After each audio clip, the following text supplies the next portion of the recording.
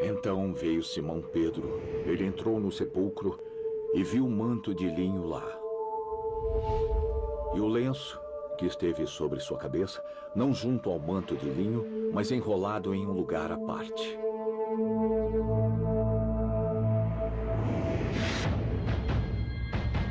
Em busca do tesouro sagrado.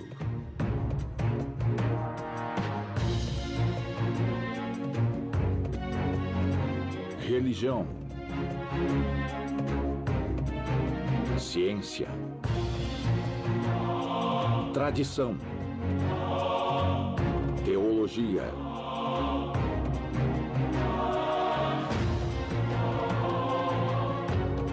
tesouro sagrado.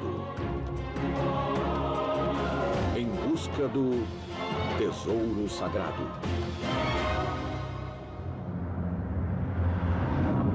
Em busca do tesouro sagrado.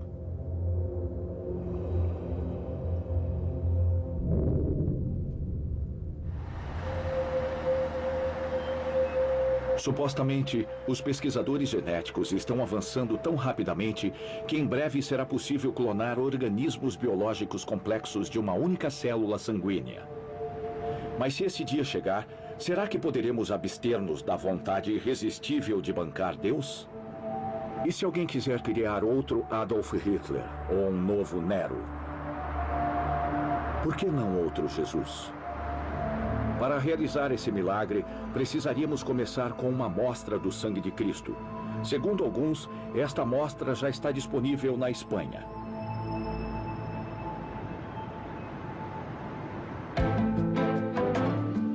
Viajando rumo norte pelas estradas da Espanha, você não pode deixar de notar a característica distinta do país. Uma combinação de influências romana e árabe, um tributo à sua herança.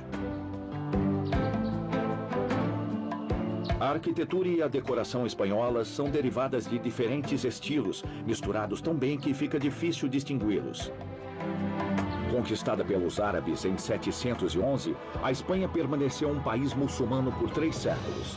Os visigodos cristãos que tinham ocupado o país antes disso fugiram para o norte, quando o Islã tomou conta do país. Mas de onde os visigodos tinham vindo? Os godos inicialmente eram godos ocidentais. Os godos foram tribos do Império Germânico, que deixaram a Escandinávia e se estabeleceram às margens do Danúbio ao leste. Isso, então, os colocou em contato durante várias décadas, durante talvez até séculos, com a civilização romana. Então, por exemplo, os godos e os visigodos foram convertidos ao cristianismo. Então, depois de terem vivido na periferia por tanto tempo, servindo Roma de fora das suas fronteiras, impedindo que outras tribos germânicas a atacassem, os visigodos acabaram entrando no Império. Eles dividiram o Império Ocidental. Os ostrogodos, então, se fixaram na Itália e os visigodos se estabeleceram na Península Ibérica, no que era então conhecida como Espanha, e agora é a Espanha. Então, das Astúrias ao norte, os visigodos cristãos retomaram o controle da Espanha. Ela não havia se tornado um país cristão até 1492, o ano que Cristóvão Colombo partiu em busca do Novo Mundo. Mais ao norte, as estradas da Espanha levam-me a áreas que permaneceram cristãs quando o Império Romano decaiu, onde as pessoas resistiram aos muçulmanos. A estrada é decorada com igrejas e abadias, todo o caminho até Oviedo. Parte da Espanha, no Principado das Astúrias. Fundada no século VIII em uma colina que era chamada de Ovetum, a capital tem agora uma população de cerca de 220 mil habitantes. Se olharmos para uma grande praça no centro da cidade, está a Catedral de San Salvador.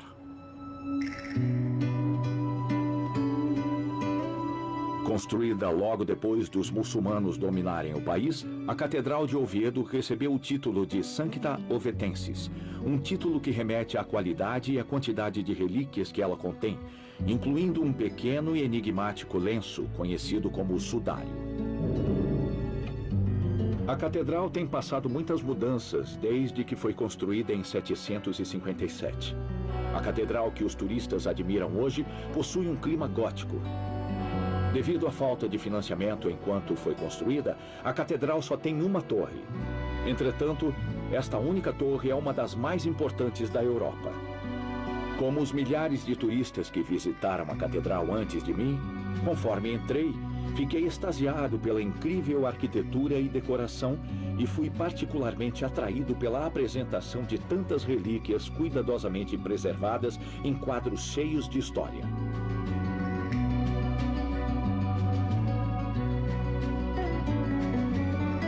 Se você descer ao porão até a Câmara Santa, você vai encontrar o objetivo da minha visita, o lenço misterioso conhecido como o Sudário de Oviedo.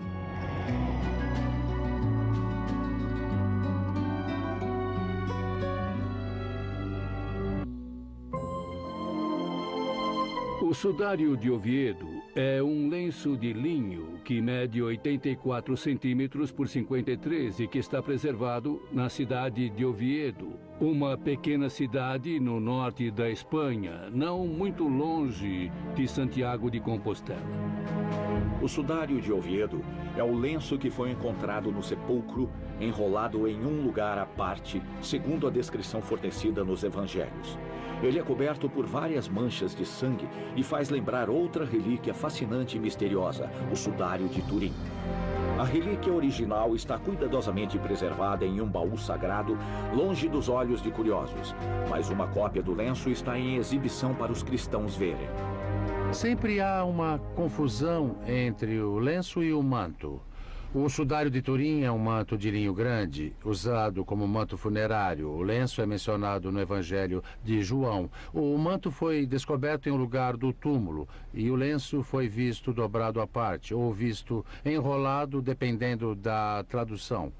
O lenço era basicamente um pano usado para tirar o suor do rosto quando o tempo estava muito quente. No templo era obrigatório parar as orações para enxugar o rosto. Quando alguém morria de um jeito violento, o seu rosto precisava ser coberto por um lenço. E Jesus estava na cruz e quando pediram para tirá-lo de lá, os soldados chegaram e confirmaram a sua morte e então perfuraram suas costelas. Foi apenas um gesto de compaixão, como quando as pessoas são mortas a tiros. Sempre há um tiro na cabeça para oficializar. Então, quando Jesus foi transpassado nas costelas pelas lanças, um lenço foi colocado na sua cabeça e, claro, ficou na cabeça de Jesus enquanto ele foi tirado da cruz e levado ao túmulo. Isso era obrigatório. Nesse meio tempo, José de Arimateia foi comprar um manto e ele voltou e eles sepultaram o corpo de Jesus muito rápido porque o sabá estava se aproximando. Devido à sua tecelagem arcaica, o Sudário de Oviedo é similar a outros lenços que remontam a tempos antigos. Sua história, na verdade, é uma combinação de tradição. Após a ressurreição de Cristo, o sudário foi mantido por seus discípulos em uma arca de cedro. Segundo alguns historiadores, ele pode até ser rastreado antes do ano 614, quando ainda estava na Palestina. Na verdade, não há nenhum vestígio de sua presença exata em Jerusalém, pois parece que houve muitas peças de linho no sepultamento. Não havia apenas o sudário, havia também tiras de linho usadas para prender o sudário no corpo, e é bem provável que houvesse outros panos também usados para preparar o corpo, já que as mulheres voltaram no domingo da Páscoa para completar o trabalho, que incluía limpar o corpo, cortar o cabelo, raspar a barba. Eram 7 tarefas rituais, e trocando sempre os sudários por outros mais limpos. Houve muitos panos de linho envolvidos, e o sudário foi um deles, e ele foi guardado pelos discípulos. Já no século IV, há relatos de um bispo chamado Arculf, que disse: aqui está a roupa funerária em baú. E ele oferece uma certa quantidade de detalhes. Então sabemos que as roupas estavam lá em um baú. Jerusalém, Israel. A relíquia foi mantida em Jerusalém até 614, quando a cidade foi tomada pelos persas. Os persas já haviam tomado Edessa e agora estavam atacando Jerusalém. Qual foi a reação? Eles queriam garantir que as relíquias ficassem em um lugar seguro. Elas foram espalhadas por diferentes locais. Eles faziam isso porque se uma relíquia caísse nas mãos do inimigo, nem tudo estaria perdido. Algumas foram enviadas para Alexandria, no Egito, incluindo o sudário. A história conta que um monge chamado Filipe escapou de Jerusalém, levando o baú com ele para Alexandria, no Egito. Israel, Jerusalém. Alexandria, Egito. Os persas chegaram ao Egito por volta de 630 ou 640 e desde então o sudário se mudou de novo. Ele viajou por todo o norte da África. Bem, é isso que diz a lenda, e chegou em Cartagena, Espanha.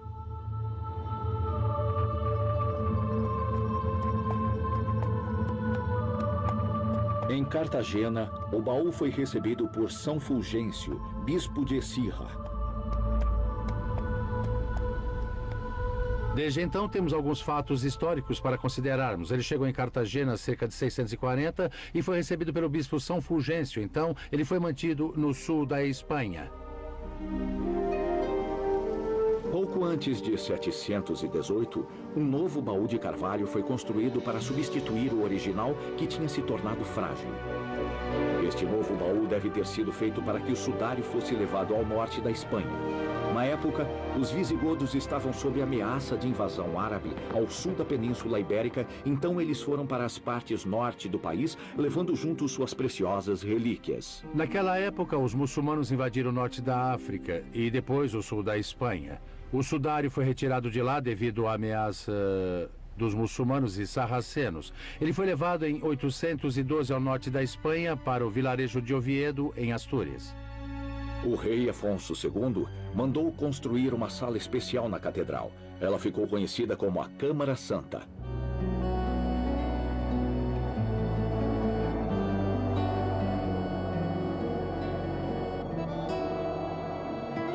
Foi quando Oviedo se tornou uma importante parada para os peregrinos que se dirigiam à cidade santa de Santiago de Compostela. Ele era reconhecido como o sudário de Jesus Cristo. A capela foi construída, a basílica foi construída também, e já havia peregrinação a Santiago de Compostela, e Oviedo estava no caminho, e os peregrinos iam ver o sudário. Em 14 de março de 1100, o rei Afonso VI abriu o relicário e elaborou um inventário do conteúdo. Este documento ainda existe hoje e oficialmente confirma a presença do sudário em Oviedo. Atualmente, o sudário é considerado a relíquia mais importante mantida na Espanha. Alguns especialistas acreditam que ele possa um dia ajudar na confirmação da autenticidade do famoso sudário de Turim, talvez até revelar detalhes desconhecidos sobre o próprio Jesus Cristo. O sudário de Oviedo é uma relíquia interessante, mas é muito diferente do sudário de Turim. Por exemplo, o sudário de Oviedo é muito menor do que o de Turim, que tem mais de 4 metros de comprimento por 1 de largura. No sudário de Oviedo há muito vestígio de sangue, mas nenhuma imagem. As duas relíquias, o sudário de Oviedo e o de Turim, podem um dia nos ajudar a conhecer melhor quem foi Cristo. Historicamente falando, Jesus de Nazaré é um enigma. Desde o início, as autoridades romanas não tinham registros oficiais relativos a Jesus, mas isso não é surpreendente dada a situação política da época. Você tem que lembrar que Roma era a capital do mundo, como os Estados Unidos são hoje. A cultura vinha do Império Romano, a riqueza vinha do Império Romano e a intelectualidade vinha do Império Romano. Não só de Roma, mas de todo o Império. E os romanos nunca foram felizes com o fato da Palestina ou Judéia resistir a eles. Então, por razões econômicas obscuras, os romanos se adiantaram e disseram: é melhor a Judéia nos obedecer ou vamos derrubá-la. Ocupada pelos romanos, a Judéia foi encarada como uma província remota sem nenhuma importância. Poucos documentos administrativos dessas áreas remotas sobreviveram até nossa época. Precisamos também lembrar que toda a questão de Jesus era mais religiosa, com os sacerdotes judeus se opondo a Jesus, do que um problema romano. Seria melhor olharmos para o fenômeno da vida de Jesus com certa modéstia.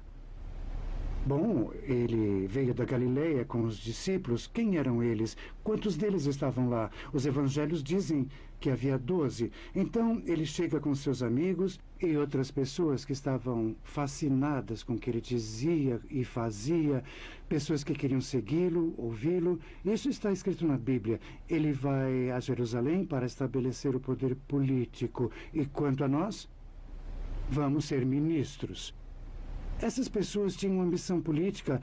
Eles não faziam ideia naquele momento como as coisas iam acabar mal. Então lá estavam eles, chegando em Jerusalém, uns ambiciosos e outros místicos. A Bíblia Sagrada. Dito isto, tirando os evangelhos, há outras fontes laicas que confirmam a existência histórica de um homem chamado Jesus. Além dos evangelhos, há poucos relatos descrevendo a história da vida de Jesus. Existe uma famosa testemunha ocular do historiador aristocrata Flávio José em Antiguidades Judaicas. Ele falou 2 vezes de um homem chamado Jesus. Ele mencionou a conexão de Jesus com Tiago, que foi condenado à morte pelo sumo sacerdote Ananus. Ele falou de Tiago, irmão de Jesus. Outra vez ele fez um relato maravilhoso onde descreveu Jesus como um homem sábio que fez milagres. Ele passou a dizer que aqueles que amaram Jesus antes dele morrer continuaram a amá-lo após sua morte. Flávio José escreveu: "E a tribo dos cristãos, chamada assim em sua homenagem, até hoje ainda não desapareceu."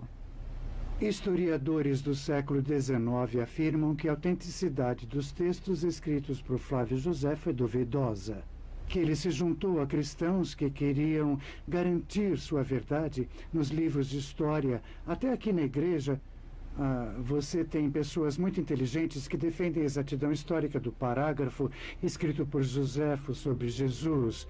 Eu não acho isso necessário. Outro documento importante foi uma carta escrita por volta do ano 112. O autor foi um político romano chamado Plínio, o Jovem. Ele escreveu sobre as atividades de uma seita religiosa cujos membros fizeram um juramento de nunca roubar, mentir ou cometer adultério. Por volta de 110, 112, houve um governador chamado Plínio, o Jovem. E ele escreveu ao imperador Trajano descrevendo o processo que estava usando para lidar com aqueles cristãos, e há também um outro relato que aparece nos arquivos de Tácito, onde ele fala de Roma queimando sob Nero. Ele relatou que Nero culpou incêndio a essas pessoas que foram abominadas por seus crimes, comumente chamadas de cristãos. E ele descreve o castigo que receberam. Isso tudo foi muito, muito interessante, porque ele mencionou que os agitadores eram seguidores de Cristo, quem foi condenado à morte como criminoso pelo procurador Pôncio Pilatos. Então, para autores romanos, nunca houve qualquer dúvida de que realmente Jesus existiu. Em suas vidas, os autores desses textos, Flávio Joséfo, Plínio, o Jovem e Tácito, todos tiveram a oportunidade de conhecer pessoas que pessoalmente haviam conhecido Jesus, ou no mínimo, os filhos e filhas dessas pessoas. No que diz respeito à preocupação dos historiadores, a prova que Jesus existiu não depende desses documentos, mas sim da própria história. Depois que Jesus foi crucificado, toda a Palestina foi lançada numa reviravolta pela rápida disseminação do cristianismo. Os especialistas acreditam que esta situação não poderia ter surgido se eventos históricos reais não a tivessem provocado, e aqueles eventos foram o ministério e crucificação de Jesus Cristo. No século I, notícias da vida e morte de Jesus se espalharam como fogo. De fato, se espalharam tão rapidamente que é difícil alegar que não fossem confiáveis. Houve certamente em algum lugar um verdadeiro Jesus nessa história. A Bíblia Sagrada. Claramente os evangelhos descrevem o ministério de Jesus, mas quando exatamente eles foram escritos? E por quem? O Novo Testamento tem algum valor histórico? Ou são apenas contos de um homem religioso? Um evangelho não é uma crônica onde alguém seguia Jesus anotando pelo caminho o que Jesus falava e no final, quando ele morresse, a pessoa escreveria suas memórias baseadas simplesmente em suas anotações. Não, não é nada disso. E você tem que ter muito cuidado. Os evangelhos não têm muitos fatos considerados históricos, são teológicos. Então, quando as pessoas dizem que são históricos, elas estão confusas. Não eram históricos mesmo, eram teológicos. O que significa que foram feitos para dizer algo. As pessoas... Escolas bíblicas já estavam ali havia um século. As pessoas gostam de estudar as diferentes camadas escondidas nos evangelhos, como as camadas de um bolo, morango, chantilly, os dedos da cozinheira, etc. Então, quando alguém diz que acredita nos evangelhos e que são verdadeiros, as teorias podem mudar com o tempo, mas a teoria básica é que as comunidades estavam expressando sua fé quando escreveram as escrituras. Eles recolheram sermões, recolheram memórias e recolheram orações específicas que queriam preservar. E isso, somado à história dos eventos do final da vida de Jesus, junto com uma mensagem espiritual a seus seguidores, são fatos teológicos, mas não são fatos históricos. Dito isto, ninguém duvida de que as escrituras sejam baseadas em eventos reais, muitos dos quais foram confirmados por recentes descobertas arqueológicas, como o túmulo de Caifás, sumo sacerdote do Sinédrio, que organizou o plano contra Jesus. Cada evangelho foi escrito supostamente por um só autor: Lucas, Mateus, Marcos e João. Contudo, os historiadores acham que eles podem ser de fato uma coleção de uma série de pequenas histórias escritas por vários autores anônimos diferentes e unificados na metade final do século I. O significado e o propósito final dos evangelhos não são totalmente compreendidos. Um evangelho não é um frigorífico onde as palavras foram congeladas por todos os tempos. O evangelho está vivo. Há evangelhos diferentes, 4, considerados pela igreja de hoje, mas na verdade há muitos outros evangelhos também, como o evangelho de Judas, por exemplo. Há também o evangelho de Tomé, o evangelho de Tiago, só para citar alguns. A igreja, ao longo dos séculos, por algum motivo, rejeitou esses evangelhos. Mas se você pegar o evangelho de Tomé, por exemplo, você descobre que Jesus fez uma longa viagem à Índia. Então esse é o objetivo do texto bíblico, o propósito dos evangelhos. E as pessoas, os cristãos, sempre quiseram que a palavra escrita fosse... O Evangelho de Marcos é agora considerado como o mais antigo. Ele é tradicionalmente atribuído a Marcos ou João Marcos, que era amigo e confidente de Simão Pedro. Desde o início, havia ensinos, coleções de parábolas e milagres realizados por Jesus. Os escritores do Evangelho tiveram que juntar todos esses elementos e Marcos foi o primeiro a fazer isso. O Evangelho de Marcos foi escrito entre 66 e 70 d.C., durante a Primeira Guerra Judaico-Romana. Mateus e Lucas basearam seus evangelhos no livro de Marcos. Eles foram inspirados por quase todo o Evangelho de Marcos, além de outra fonte, por vezes referida como documento que Marcos também conhecia. Então, esses escritores formularam a doutrina bíblica inspirada por tradições existentes. Eles não criaram tudo isso do zero.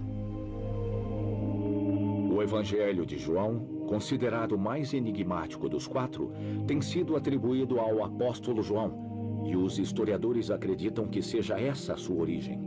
Sob essa perspectiva, seria o único evangelho escrito por um discípulo que conheceu Jesus em primeira mão. Esses 4 livros formam os Evangelhos Sinóticos, um grupo de escrituras coerentes oficialmente reconhecidas e aceitas pela Igreja. Elas foram adotadas em sua forma atual no ano 367, mas elas não são os únicos textos que descrevem a vida de Jesus. Paralelos aos textos canônicos aprovados pela Igreja, há uma série de evangelhos conhecidos como apócrifos do Novo Testamento, que incluem os Atos de Pilatos e Atos de Paulo. Precisamos ter muita cautela.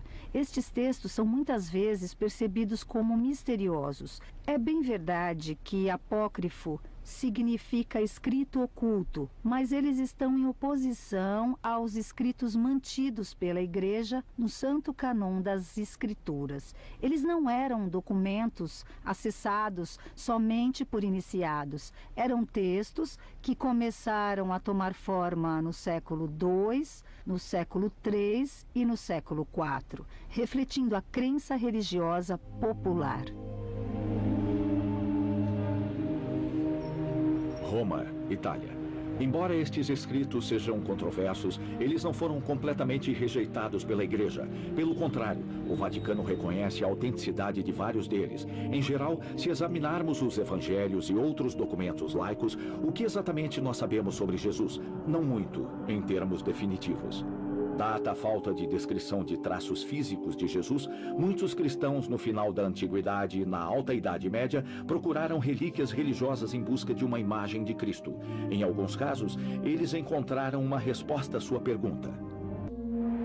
Turim, Itália.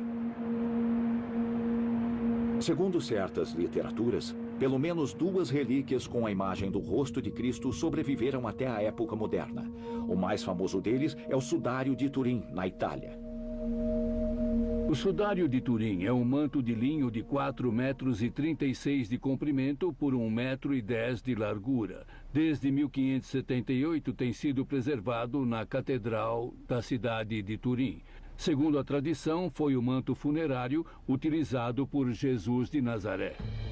Na superfície desse manto, há uma imagem estampada de um homem com cabelo comprido e barba, que foi torturado exatamente da mesma forma que Jesus Cristo, como descrito nos evangelhos. A outra relíquia com a imagem de Cristo é muito mais misteriosa e desconhecida. A relíquia é conhecida como o Véu de Verônica, ou simplesmente o Verônica. Segundo a tradição cristã, Jesus caiu 3 vezes quando andou no caminho para o Gólgota. Após sua primeira queda, uma mulher chamada Berenice usou seu véu para enxugar o rosto dele, que estava coberto de sangue e suor. O resultado foi que a face de Cristo foi milagrosamente impressa no pano.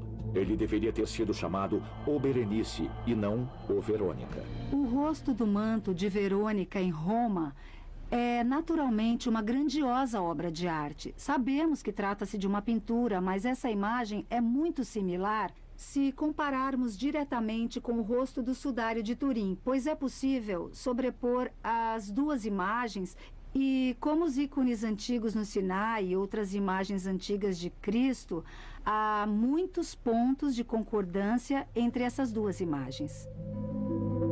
Na verdade, o nome Verônica foi introduzido ao longo do tempo. É derivado das palavras vera e icon, que significa imagem verídica.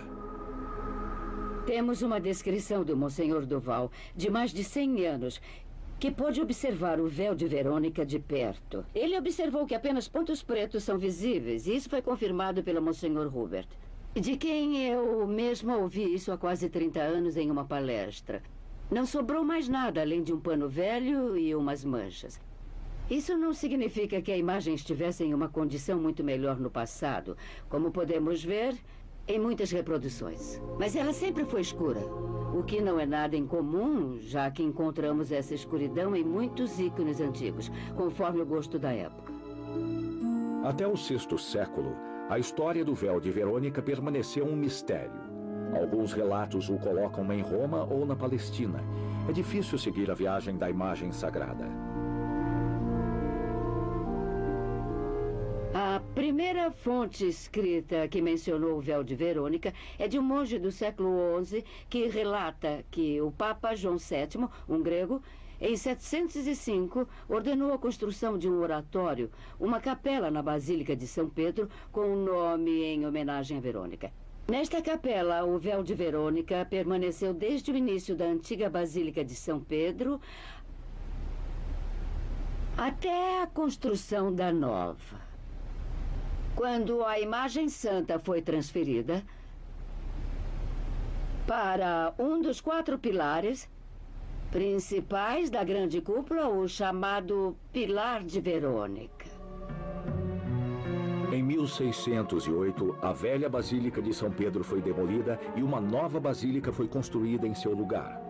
O inventário das relíquias elaborado na época mencionava o véu de Verônica. O livro de registros o descreve como um véu com a imagem do rosto de Cristo. Para os peregrinos, o véu de Verônica foi a atração principal e até se tornou o símbolo da peregrinação a Roma. O túmulo de São Pedro não era visível naquela época, não era acessível, mas eles podiam ver algo mais importante que Pedro: o rosto de Cristo no véu de Verônica. O véu de Verônica se tornou o símbolo da peregrinação e todos que viajavam a Roma levavam de lembrança uma medalha com a representação do véu e a fixavam na roupa ou no pescoço, de modo que pudessem afirmar terem visto a luz verdadeira, a face sagrada de Cristo, que os outros só podiam ver nos céus. Sabemos que durante o século XVII, quando a Basílica de São Pedro foi reconstruída, várias cópias do Verônica foram produzidas. Alega-se que o original está sendo preservado em um esconderijo secreto dentro do pilar de Santa Verônica, um dos 4 pilares que apoiam a cúpula da Basílica. Ao contrário do véu de Verônica, o sudário de Oviedo tem sido estudado extensivamente. O sudário de Oviedo é feito de um tecido muito antigo, dando-lhe uma aparência semelhante à de outros panos da antiguidade. O sudário tem 60 manchas de sangue que formam um padrão simétrico. Provavelmente o padrão foi criado ao se dobrar o sudário, assim como crianças na escola formam padrões dobrando folhas de papel com tinta. Aparentemente, o sudário foi dobrado em 2, quando foi colocado sobre o rosto de um homem. Nós descobrimos como tinha sido dobrado. Você pode ver por si no livro. Pensamos que ele foi colocado sobre o rosto de Jesus 3 vezes. A primeira vez foi provavelmente antes mesmo dele ter descido da cruz. Porque, segundo a tradição judaica, o rosto de uma pessoa tinha que ser coberto sempre que estava sangrando ou desfigurado. Pode ser um dos primeiros atos de demonstração de respeito a Jesus. O sabá estava para começar. Às 7h03 da tarde, não há dúvida, sabemos a data, sabemos a hora em que o sol se pôs naquele dia. O sabá começou meia hora depois do sol se pôr, quando as 3 maiores estrelas apareceram no céu. E o templo soou as trombetas para anunciar a sua chegada. Agora é sabá. Então eles correram. Ele morreu por volta de 3 da tarde. O sudário foi colocado no seu rosto lá pelas 4. Então houve o tempo para irem comprar o manto e carregarem o corpo ao túmulo. Então já devia ser quase 7 horas a essa altura. Significa que o sudário ficou tempo bastante para ficar ensopado de manchas de sangue. Havia manchas da coroa de espinhos. Mas lembre-se, eu disse que Jesus estava sofrendo de estresse pulmonar. Ele tinha muito fluido pulmonar em seus pulmões, impedindo-o de respirar. Quando ele morreu, este líquido escorreu da sua boca e do nariz, já que sua língua teria ficado inchada e teria causado uma obstrução. O extraordinário é que eles tentaram 3 vezes fazer o sangue parar de escorrer de seu nariz. Deve ter havido uma enorme quantidade de sangue saindo do seu nariz. Porque normalmente quando se aperta as narinas, o sangue para de fluir. Quando uma pessoa tem um sangramento no nariz e os tentáculos das narinas ficam expostos ao ar, eles tendem a secar rapidamente, deixando uma marca sobre o tecido usado para parar o fluxo. O sudário tem 3 marcas separadas, mostrando que seu nariz sangrou 3 vezes e cada vez foi feito um esforço para parar o sangramento. Quando a pessoa crucificada começa a sufocar, os executores sabem que o fluido pulmonar está vazando para os pulmões. O lenço tem vestígios de sangue da coroa de espinhos e está cheio de outras manchas de sangue. Toda vez que o corpo foi movido, novas manchas foram formadas no pano. Ele tem diferentes rodadas de manchas de sangue sobrepostas, cada uma com certa quantidade de tempo para secar antes da próxima. Sabemos que tem uma parte de sangue e 6 partes de líquido de edema pulmonar dos pulmões. Obviamente não há nada além de manchas nele, mas ele sempre foi reconhecido como o sudário de Cristo que foi colocado em sua cabeça. O que é extraordinário é que, com sistemas muito complicados, posso mostrar como isso funciona usando livros, com a cabeça de cristal e condutores internos correspondentes ao sistema da circulação sanguínea. Eu consigo mostrar como o sangue teria fluído, dependendo das posições diferentes da cabeça. Um pouco do sangue deve ter escorrido mesmo antes de Jesus morrer. Então ele deve ter sido tirado da cruz assim que morreu. E temos então o sangue derramado após a sua morte. As características desses fluxos de sangue não são as mesmas. Quanto às características do próprio sangue, um pesquisador da Escola de Medicina de Madrid estabeleceu com certeza que o sangue no sudário é do tipo AB, igual às amostras de sangue retiradas do sudário de Turim. Outras análises científicas desse objeto foram realizadas mais recentemente. O tipo de sangue foi determinado, é tipo AB. E eu acho que é interessante notar que esse é o mesmo tipo de sangue encontrado no sudário de Turim e em outra relíquia religiosa que se encontra perto de Paris, em Argenteuil, a famosa Santa Túnica. Outro estudo, desta vez examinando a forma das manchas e sua posição no lenço, revelou traços semitas no homem cujo rosto entrou em contato com o sudário. Devido a isso, os pesquisadores tentaram sobrepor as manchas no lenço com as do rosto do homem no manto de Turim. Ele tem sido estudado especialmente nesta última década e a busca continua, particularmente por um grupo de cientistas da Universidade de Turim, a qual eu pertenço. Estão estudando para tentar usar modernas técnicas de computação, em particular as características geométricas dos traços de sangue presentes no sudário de Turim e dos traços de sangue presentes no sudário de Oviedo, para tentar entender se eles são comparáveis. É um trabalho muito complexo porque devem ser considerados os movimentos dinâmicos de um e de outro. O resultado foi gente, com o corpo na posição vertical. As manchas permitem aos pesquisadores definir a morfologia do rosto. O tamanho da cabeça e a morfologia do lenço e do sudário de Turim combinam e eles reposicionaram o manto sobrepondo-o ao lenço e perceberam que as manchas do lenço de Oviedo emparelhadas com as do manto de Turim são muito parecidas. Então, cientificamente falando, podemos afirmar, sem dúvida, que esse lenço foi colocado na cabeça do mesmo corpo que o manto de Turim envolveu. Não só as manchas no lenço e no manto se alinham perfeitamente, mas os traços do homem no lenço correspondem perfeitamente com os traços do homem no manto.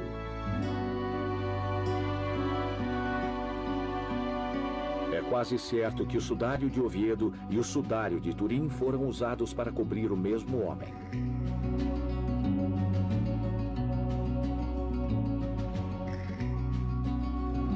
Os pesquisadores também receberam permissão para tirar amostras de poeira e pólen da superfície do sudário. Entre os resíduos de plantas, muitos foram identificados como árvores que tinham a sua origem na Palestina: quercus, a pistácia palestina e tamarix. A primeira correspondência começou bem antes em outro estudo de Max Frey, que tinha analisado os pólens dos sudários. Ele analisou os pólens do sudário de Oviedo e descobriu que os pólens correspondem exatamente à viagem histórica do sudário pelo norte da África. E ele descobriu 2 pólens que eram típicos da Palestina na superfície do sudário de Turim: a pólen de halófitas e pólen de xerófilas, ou seja, o pólen de plantas salgadas que só crescem no Vale do Jordão ou às margens do Mar Morto. Eram plantas cultivadas em solos desérticos, plantas que não crescem em qualquer outro lugar do mundo.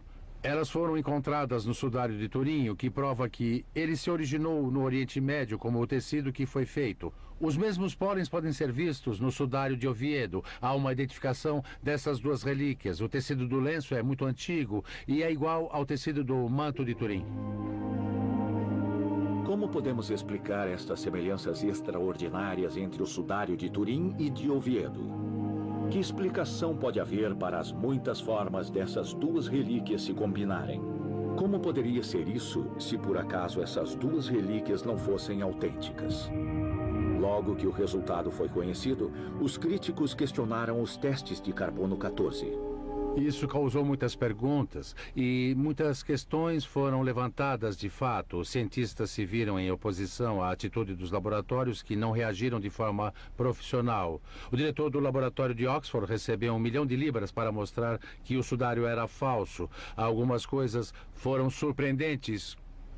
a falha na comunicação das medidas. Os testes utilizados para verificar se as análises foram corretas não foram os testes usados normalmente. Os testes foram abandonados porque não estavam corretos e os parâmetros dos testes foram alterados. No Simpósio de Paris, em 1989, tentaram esclarecer a situação para entender o que tinha acontecido com os testes de datação de carbono. As pessoas ficaram muito chateadas porque foi o anúncio de que os testes foram conduzidos cegamente. Eles pegaram uma amostra, colocaram em um tubo de ensaio, deram um número e não havia nenhuma explicação ao que aquilo correspondia, dando a data cegamente. E no corredor, na sacristia de Turim, tudo o que ouvíamos foi: número 1 é uma amostra da Núbia, número 2 é uma amostra disso ou daquilo, número 3 é uma amostra do sudário de Turim.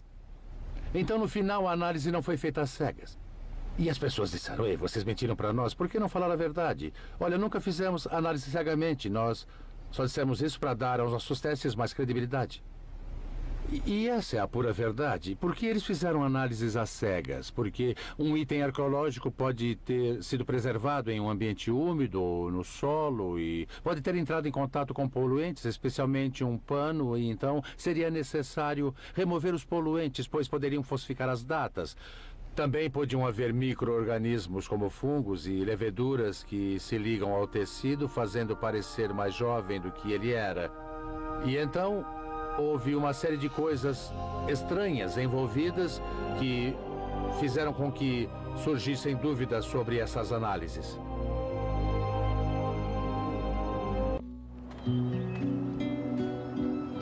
A presença de sangue em algumas das relíquias da Paixão de Cristo, tal como o sudário de Oviedo ou sudário de Turim, levou vários autores a especularem sobre a ideia de clonar Jesus Cristo.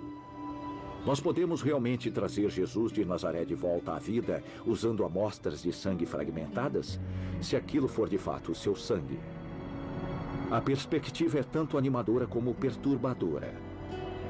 Imagine por um momento, se quiser, como seria se pudéssemos produzir uma cópia genuína de Jesus, idêntico em todos os sentidos, fisicamente e mentalmente. O que ele pensaria de nós? Há uma boa chance de que ele ficaria decepcionado, desapontado por um mundo que está constantemente em guerra, onde as pessoas ainda estão prontas para explodir o planeta por alguns barris de óleo ou controle de um pedaço de terra. Decepcionado com a injusta distribuição da riqueza no mundo e especialmente decepcionado pelas sociedades que estão mais preocupadas com o preço da gasolina do que com as dezenas de milhares de crianças morrendo de desnutrição a cada dia.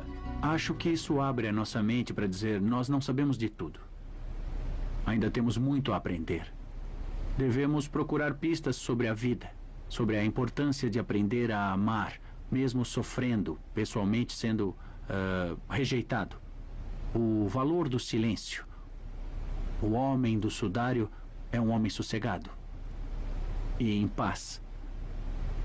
O real valor de podermos parar e assumir a realidade e a responsabilidade por nossos irmãos e irmãs. Fazer isso através do sofrimento, como muitas pessoas fazem. As maiores pessoas são aquelas que servem aos outros apesar de seu sofrimento. Nas grandes histórias de amor, você não tem que sofrer muito para conquistar o grande amor. Existe alguma maneira de clonarmos o pensamento do Filho de Deus depois de já o termos crucificado? Parece que 2000 anos não foi tempo suficiente para compreendermos a sua mensagem de amor e compaixão. Uma combinação de influências romana e árabe, um tributo à sua herança. A arquitetura e a decoração espanholas são derivadas de diferentes estilos, misturados tão bem que fica difícil distingui-los. Conquistada pelos árabes em 711, a Espanha permaneceu um país muçulmano por 3 séculos. Os visigodos cristãos que tinham ocupado o país antes disso fugiram para o norte, quando o Islã tomou conta do país. Mas de onde os visigodos tinham vindo? Os godos, inicialmente, eram godos ocidentais. Os godos foram tribos do Império Germânico, que deixaram a Escandinávia e se estabeleceram às margens do Danúbio ao leste. Isso, então, os colocou em contato durante várias décadas, durante talvez até séculos, com a civilização romana. Então, por exemplo, os godos e os visigodos foram convertidos ao cristianismo. Então veio Simão Pedro. Ele entrou no sepulcro e viu um manto de linho lá. E o lenço que esteve sobre sua cabeça, não junto ao manto de linho, mas enrolado em um lugar à parte.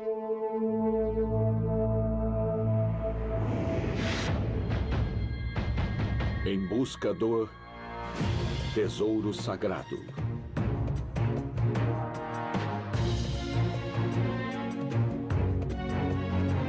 Religião. Ciência. Tradição. Teologia.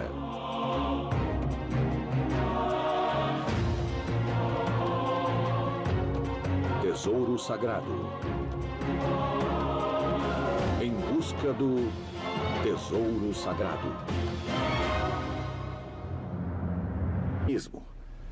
Então, depois de terem vivido na periferia por tanto tempo, servindo Roma de fora das suas fronteiras, impedindo que outras tribos germânicas a atacassem, os visigodos acabaram entrando no Império. Eles dividiram o Império Ocidental. Os ostrogodos, então, se fixaram na Itália e os visigodos se estabeleceram na Península Ibérica, no que era então conhecida como Espanha, e agora é a Espanha.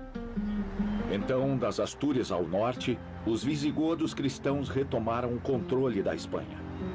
Ela não havia se tornado um país cristão até 1492, o ano que Cristóvão Colombo partiu em busca do Novo Mundo. Mais ao norte, as estradas da Espanha levam-me a áreas que permaneceram cristãs quando o Império Romano decaiu, onde as pessoas resistiram aos muçulmanos. A estrada é decorada com igrejas e abadias, todo o caminho até Oviedo. Parte da Espanha, no Principado das Astúrias. Fundada no século VIII em uma colina que era chamada de Ovetum, a capital tem agora uma população de cerca de 220 mil habitantes. Se olharmos para uma grande praça no centro da cidade, está a Catedral de San Salvador. Construída logo depois dos muçulmanos dominarem o país, a Catedral de Oviedo recebeu o título de Sancta Ovetensis, um título que remete à qualidade e à quantidade de relíquias que ela contém, incluindo um pequeno e enigmático lenço conhecido como sudário. A catedral tem passado muitas mudanças desde que foi construída em 757. A catedral que os turistas admiram hoje possui um clima gótico. Devido à falta de financiamento enquanto foi construída, a catedral só tem uma torre. Em busca do tesouro sagrado.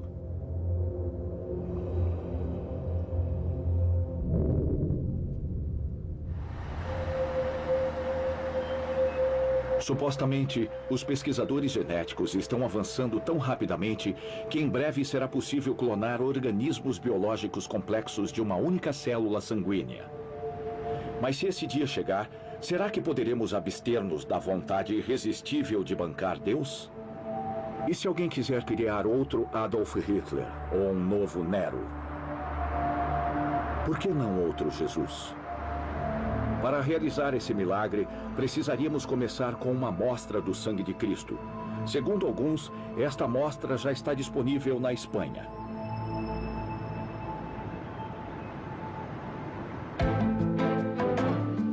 Viajando rumo norte pelas estradas da Espanha, você não pode deixar de notar a característica distinta do país.